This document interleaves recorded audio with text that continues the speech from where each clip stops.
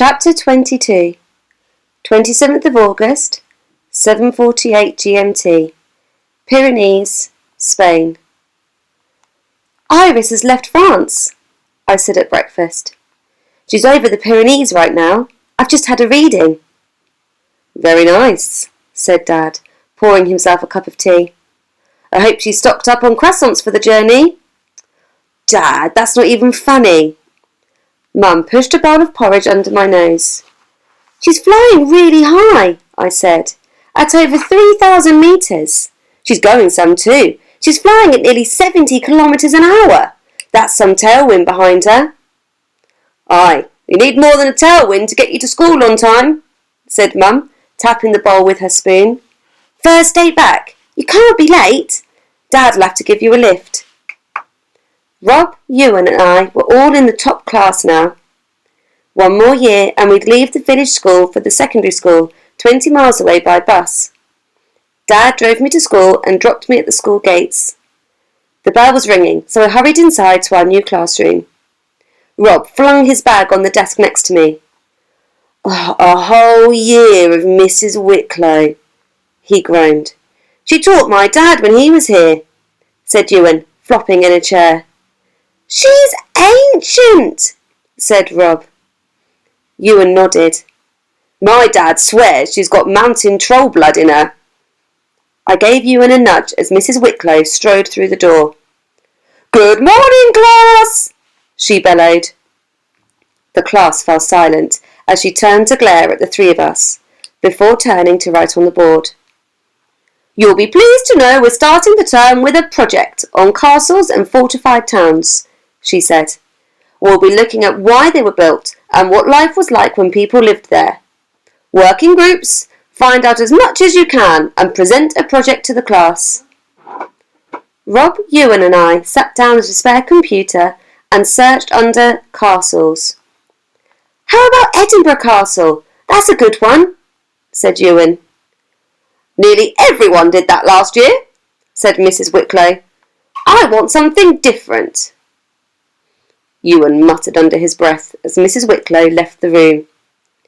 Rob was spinning in his chair next to us. I searched through all the kids' web pages, but nothing really grabbed me. All I could think about was where Iris was right now. What could she see? Had she made it over the Pyrenees? Come on, Rob, I said. Don't expect us to do all the work. Rob whizzed over and bashed his chair into mine. OK, budge up, he said. He tapped in Iris's code. Not here, Rob, I hissed. We don't want anyone to see. Come on, said Rob. Trollface isn't here. The computer took ages initialising into Google Earth. The clock timer spun over and over. Chair race, announced Rob. You up for it? It was our thing.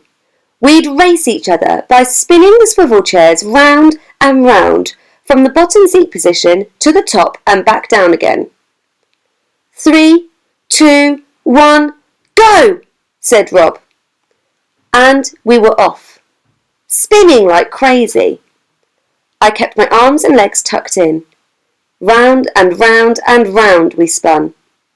Rob and Ewan were whirling blurs beside me. My seat hit the bottom position with a clunk. I won, I yelled. Ewan came seconds in behind me, but he was looking beyond me, his face pale. Callum McGregor! I turned and my blood froze. Mrs. Wicklow was standing behind me, hands on hips. She turned to the class. Well, it seems Mr. McGregor and his friends have time enough to play games. Everyone was staring at us. The class was silent. Let's see what these three have found for their research, said Mrs. Wicklow, taking a step towards the computer. Rob reached over and hammered a few keys on the keyboard. I wanted to pull the socket from the wall. In a few moments, Iris's secret would be there for all to see.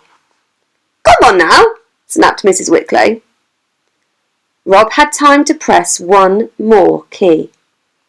Mrs. Wicklow sat down and stared at the screen. She raised her eyebrows and looked at me. I didn't know you had an interest in northern Spain. The Pyrenees, to be precise. I looked at Ewan, but there was nothing to be done. Mrs. Wicklow turned the screen to the class. Well done to Callum, Rob and Ewan, she said.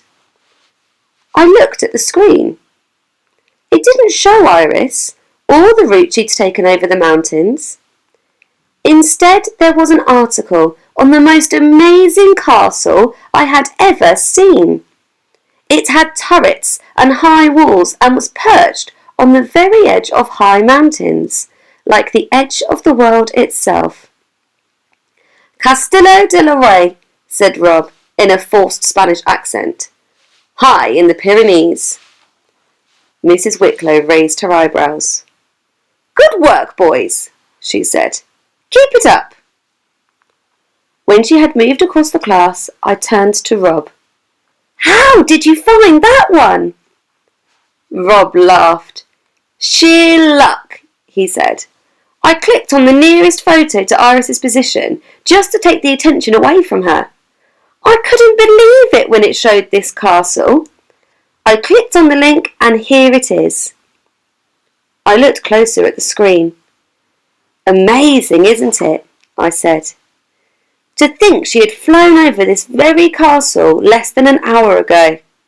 Maybe it's one of her landmarks. Forget that, said Rob, running his hand through his hair. That bird just saved our skin.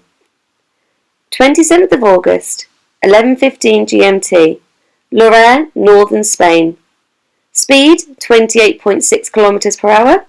Altitude 1.42 kilometers. Direction south.